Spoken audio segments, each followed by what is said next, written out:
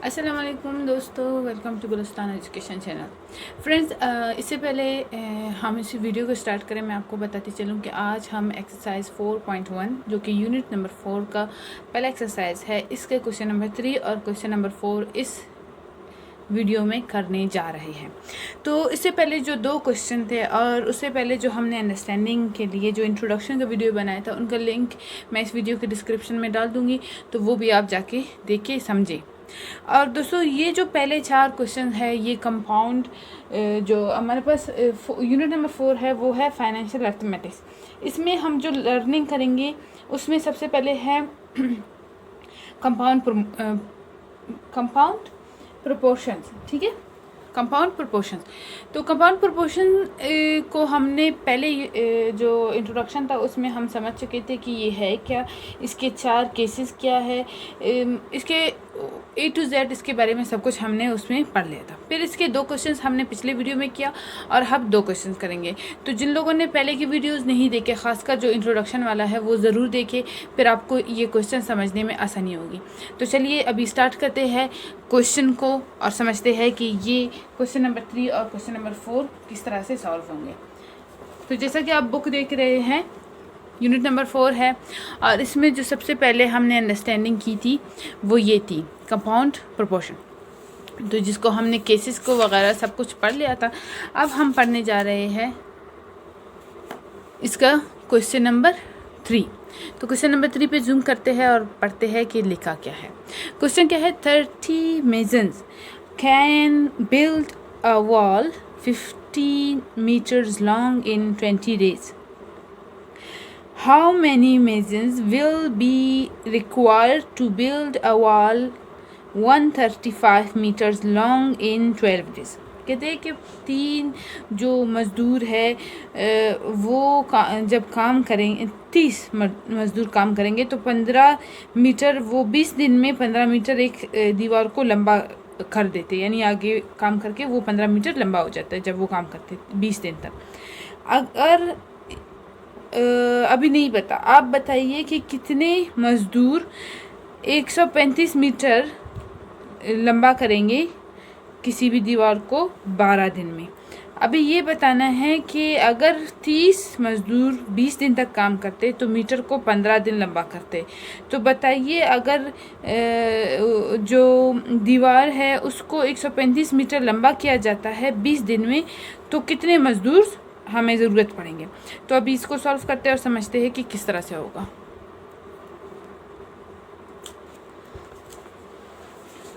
सबसे पहले हमें जो चीज़ें पता है उनको हम 3 क्वांटिटीज़ में सेपरेट करके लिख लेते हैं कि 3 चीज़ें क्या क्या हैं। तो उन्होंने सबसे पहले हमें बताया था मेजर्स, लेकिन दूसरे साइड पे उन्होंने पूछा था कि हाउ मैनी। तो ये जो है हमारा तीसरा क्वांटिटी होगा। ठीक है, पहले में 30 है, दूसरे में आपने बताना है कितना। तो x वाला है, इसको हमेशा तीसरा क्वांटिटी बनाए, फिर आपको केस अप्लाई करने में आसानी होती है। उसके बाद हमें जो दूसरी चीज़ उन्होंने बताई है 15 मीटर लॉन्ग और 20 दिन, तो डेज और वाल कर देते या मीटर कर देते, कोई मसला नहीं है, करेक्टर आपने वो कर ले। ठीक है, मैं वाल कर रही हूँ। अच्छा, पहली दफ़ा 15 मीटर लंबा करते दीवार को और 20 दिन में 20 दिन लगते हैं उनको। दूसरी दफ़ा 135 मीटर लंबा करते हैं और उनको 12 दिन लगते हैं। अब दूसरी दफ़ा हमें नहीं पता, हमें मालूम करना है कि कितने मज़दूर काम करेंगे। तो जैसे मैंने कहा था कि आप हमेशा इसका जो एरो है उसको अपवर्ड करें, फिर आपको ईजी हो जाएगा काम को करने के लिए। तो अगर 15 लोग काम कर रहे हैं, उनको 20 दिन लग रहे, 30 लोग काम कर रहे हैं, उनको 20 दिन लग रहे, 15 मीटर लंबा हो रहा है, तो कितने लोग काम करेंगे 12 दिन में 135 मीटर कंप्लीट करेंगे। अगर कंपेयर करें तो 15 लोग काम कर रहे 20 दिन, ठीक है, अब मीटर बढ़ गए लेकिन दिन कम हो गए। तो इसको अगर हम इसके साथ कंपेयर कर देते हैं, 30 लोग काम कर रहे हैं, सबसे पहले इसको कंपेयर करते हैं। अब 20 दिन काम हो रहा है, 30 लोग काम कर रहे हैं। ठीक है, तो 12 दिन काम होगा तो लाजमन सी बात है लोग तो कम होंगे, तो ये इससे इन्वर्स प्रोपोर्शन है, ठीक है, डायरेक्ट नहीं है। क्योंकि लाजमन सी बात है जब कम लोग काम करेंगे तो कम दिन में काम कंप्लीट करना है तो लोगों को क्या करना है, ज़्यादा होना चाहिए। जबकि उन्होंने कहा है कि पहले 20 दिन काम हो रहा है, 30 लोग हैं, तो दूसरी दफ़ा अगर 12 दिन काम कर रहे हैं तो लोग क्या है वो ज़्यादा होने चाहिए 30 से। लेकिन अब जिनके यहाँ पे देखिए मीटर्स भी बढ़ रहे हैं ना, तो लोग तो ज़्यादा होने चाहिए, तो एक चीज़ जो है कम हो रही है लेकिन दूसरी चीज़ बढ़ रही है। एक अंदाज़ा से हम बता रहे हैं, ठीक है, क्योंकि एक्स हमें मालूम नहीं है।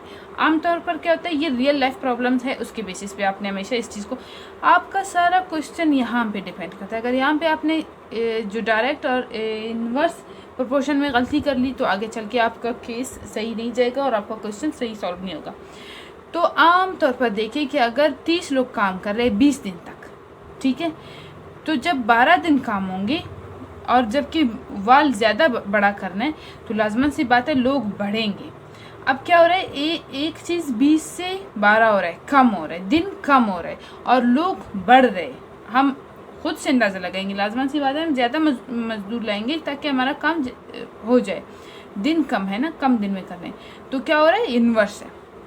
फिर यहाँ पे देखते हैं ना, अब इसको इसके साथ अगर कंपेयर करें तो 30 लोग क्या कर रहे हैं, जो वाल है हमारे पास वो 15 मीटर उसको लंबा कर रहे हैं, तो 135 मीटर के लिए हमें ज़्यादा लोग चाहिए लेकिन हमारे पास दिन कम पड़ रहे हैं।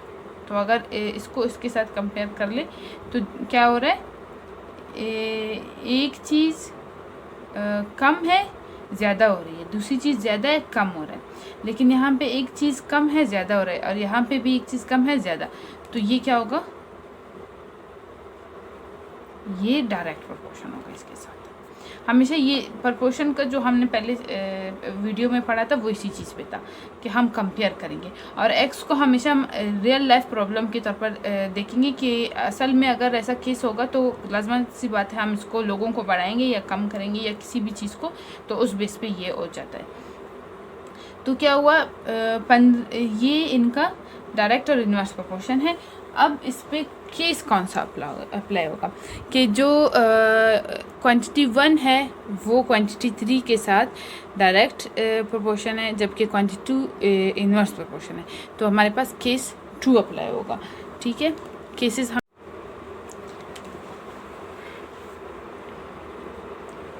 15, क्योंकि हमने जो 3 क्वांटिटीज़ पढ़े थे, अगर मैं थोड़ा सा यहाँ पे कर लेती हूँ, 1 क्वांटिटी 2 क्वांटिटी 3, इसको ए कहा था, इसको डी कहा था, इसको बी, सी और ये हमारे पास ई था। तो केस 2 में ए रेशो डी था और ई रेशो 20 था। केसेस आपको याद रहने चाहिए, बहुत इजी हो जाएगा आपके लिए ये क्वेश्चन अगर आपको केसेस याद है, ठीक है। फिर सी जो कि यहाँ पे 30 था, रेशो एक्स था। तो जो अल्फ़ाबेट्स थे उनके सामने जो नंबर है हमने वो लिखा, क्योंकि हमें क्वेश्चन सॉल्व करना है, एग्जाम्पल नहीं। तो ये चीज़ें सिर्फ एग्जाम्पल के तौर पर, याद दहानी के तौर पर मैंने लिखा, ये आपने लिखना नहीं है। ये हो गया product of means, product of extremes, ठीक है। तो प्रोडक्ट ऑफ मीन्स क्या थे हमारे पास, product of extreme is equal to product of means होते हैं। 15 multiply by 12 multiply by x is equal to 135 multiply by 20 multiply by 30। X यहाँ पे रह जाएगा, बाकी दूसरी तरफ जाएंगे। जब भी एक साइड पे कोई भी नंबर मल्टीप्लाई हो रहा है तो दूसरी साइड पे क्या होगा, डिवाइड हो जाएगा। तो हम ये लिख लेते हैं, पहले ये लिख लिया, तो 15 मल्टीप्लाई बाई 12, 15 1 ज़ा 15, 15 2 ज़ा 30। और अगर 20 और 12 को देखा जाए तो ये हमारे पास 4 के टेबल से सॉल्व होंगे। 4 3 ज़ा 12, 4 5 ज़ा 20, ठीक है। और ये इस तरफ से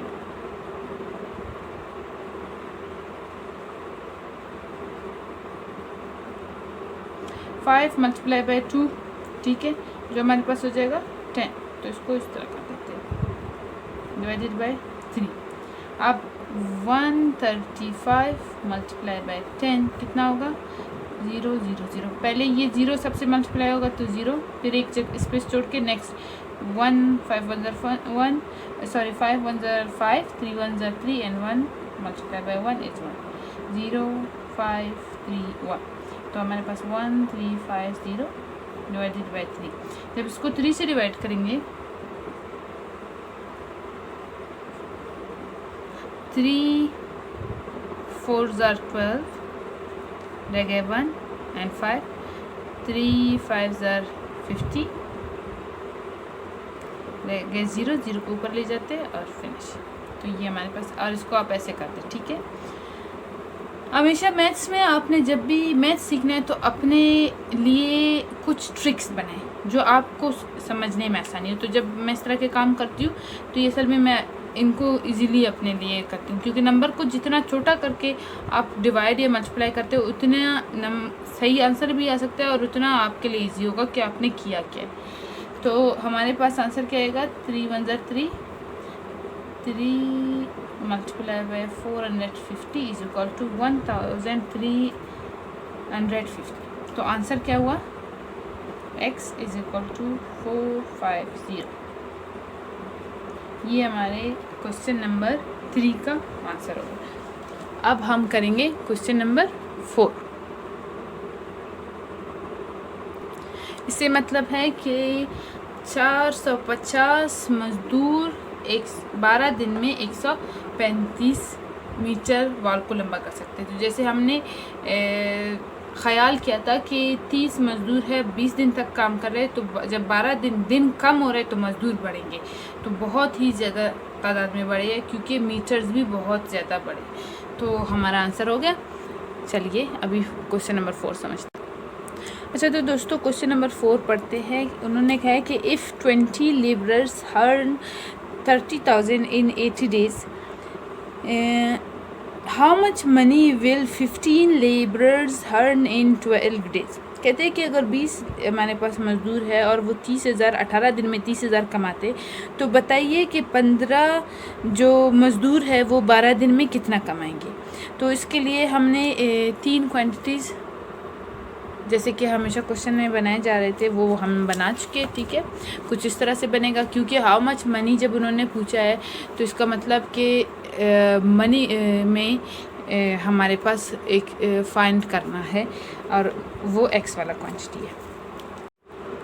अच्छा, तो अब हमें पता करना है कि डायरेक्ट या इन्वर्स प्रोपोर्शन कौन कौन से है और कैसे है। तो हमने हमेशा कहा है कि एक्स वाला अपवर्ड होगा। अब देखें एक चीज़, इन दोनों को आपस में कंपेयर करते हैं। 20 लोग हैं, ठीक है, और 18 दिन काम कर रहे हैं। 15 लोग हैं और 12 दिन, मतलब जब लोग कम हुए तो दिन भी कम हुए। तो ये क्या है, डायरेक्टली प्रोपोर्शन है। अब इनको इससे देखते हैं कि क्या इसके साथ डायरेक्टली प्रोपोर्शन है या नहीं। अब अगर 20 लोग काम कर रहे हैं, उनको 30,000 पैसे मिल रहे हैं, तो 15 लोगों को लाजमन सी बात है कम पैसे मिलेंगे, यानी ये इसके साथ डायरेक्टली प्रोपोर्शन है। कैसे, 20 लोग 15 हो गए, लोग कम हो गए, पैसे भी कम हो गए। 18 दिन 12 हो गए, दिन कम हो गए, काम करने के दिन कम हो गए, काम करने के जो दिन के जो उनकी तनख्वाह थी वो भी कम हो गई, या मजदूरी थी वो भी कम हो गई। तो क्या हुआ, ये भी इसके साथ डायरेक्टली प्रोपोर्शन है। डायरेक्टली प्रोपोर्शन कहता है कि अगर एक चीज़ कम हो रहा है तो दूसरी भी कम होनी चाहिए, तब वो डायरेक्टली प्रोपोर्शन है। और इन्वर्स कहता है अगर एक चीज़ बढ़ रही है और दूसरी कम हो रही है तो वो इन्वर्स प्रोपोर्शन है, यानी उनमें फ़र्क है। एक के बढ़ने से दूसरा कम हो रहा है और यहाँ पे, या एक के कम होने से दूसरा बढ़ रहा है, जबकि यहाँ पे दोनों या तो कम हो रहे हैं या तो बढ़ रहे हैं। तो हमें ये एरोज जो है ये कम या बढ़ने को शो नहीं करते, ये डायरेक्ट या इन्वर्स को शो करते हैं। अब जबकि यहाँ पे 18 से 12 हो रहे हैं, लेकिन एरो अपवर्ड होगा। क्यों? क्योंकि डायरेक्टली प्रोपोर्शन टू मनी है, डेज जो है वो मनी के साथ डायरेक्टली प्रोपोर्शन है। और यहाँ पे भी अपवर्ड होगा, जबकि 20 से 15 लोग हो रहे हैं, लेकिन नहीं, एरो इस चीज़ को शो नहीं करता कि ये कम हो रहा है। और एरो इस चीज़ को शो करता है कि इसमें जैसी तब्दीली आ रही है वैसी इसमें आ रही है। ये अगर कम हो रहा है तो ये भी कम हो रहा है, ये अगर बढ़ रहा है तो ये भी बढ़ रहा है। ये एक इस चीज़ को शो करता है। अच्छा, तो अब करते हैं केस कौन सा अप्लाई होगा? केस फर्स्ट होगा। फर्स्ट में कहता है कि क्वांटिटी 1 क्वांटिटी 2 दोनों क्वांटिटी 3 के साथ डायरेक्टली प्रोपोर्शन है, जो हम पहले वीडियो में समझ चुके हैं कि है क्या। तो यहाँ पे सिर्फ क्वेश्चन सॉल्व करते हैं, ठीक है। पैटर्न बना रही हूँ। अच्छा, तो ये हमारे पास ए है, तो 20 रेशो 15, और ये 15 हमारे पास डी है, और ये हमारे पास क्या है 18 बी है रेशो ई। अच्छा, ए बी डी ये क्या है? ये आप वीडियो 1 जो इंट्रोडक्शन टू यूनिट नंबर 4 है, फाइनेंशियल अर्थमेटिक्स है, उसको देखेंगे, आपको समझ आ जाएगा कि ये क्या है। वो जब हम केसेस पढ़ रहे थे तब हमने A B C D E के तौर पर इन नंबर्स को नाम दिया था, और एक्स तो यहाँ पे भी एक्स है क्योंकि वो अननोन है, तो वहाँ पे हमने एग्जाम्पल के तौर पर सीखा था, तो इसलिए मैं उनको उस केसेस से रिलेट कर रही हूँ। इसके अलावा वहाँ पे हमने केसेस को डिस्कस किया था, और बुक में भी मैं आपको दिखा देती हूँ, ताकि अगर आप अपने बुक में देखते हैं, ये देखें ये चीज़, ठीक है। पेज नंबर 51 पे आपके पास केसेस है, जिसमें ये A D B E C X यहाँ से मैं कर रही हूँ, और ये हमारे पास पैटर्न है। ये आपको इंशाल्लाह याद हो जाएंगे। एक दफ़ा पढ़ने से मुझे याद हुआ है, तो इंशाल्लाह आपको भी 1-2 दफ़ा पढ़ने से, एक्सरसाइज के क्वेश्चन करने से आपको याद हो जाएंगे कि केसेस में है क्या। इन केसेस को याद रखिए। एक बोर्ड के क्वेश्चन में अगर आपका क्वेश्चन के जो नंबर्स है वो चेंज भी हो जाते हैं तो आपको मसला नहीं होगा, पैटर्न आपको आता है इसलिए। तो ये जो है प्रोडक्ट ऑफ मीन्स है, और ये जो है प्रोडक्ट ऑफ एक्सट्रीम, यानी 20 multiply by 18 multiply by x product of extremes है हमारे पास, और इस तरफ प्रोडक्ट ऑफ मीन्स आते हैं 15 मल्टीप्लाई बाय 12 मल्टीप्लाई बाय 30,000। जब यहाँ पे कुछ मल्टीप्लाई हो रहा है, यहाँ पे डिवाइड होगा, क्योंकि हमें x की वैल्यू फाइंड आउट करना है, तो बाकी सब इस तरफ लाएंगे।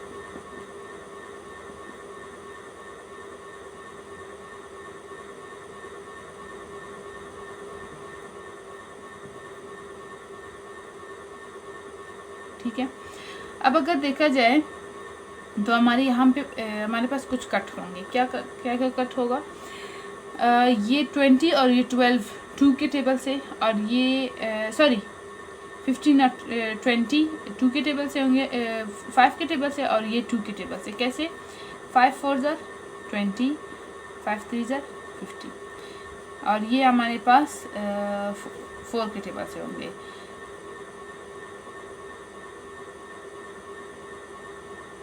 टू के टेबल से भी हो सकते हैं, 2 9 ज़र 18 और 2 6 ज़र 12, ठीक है।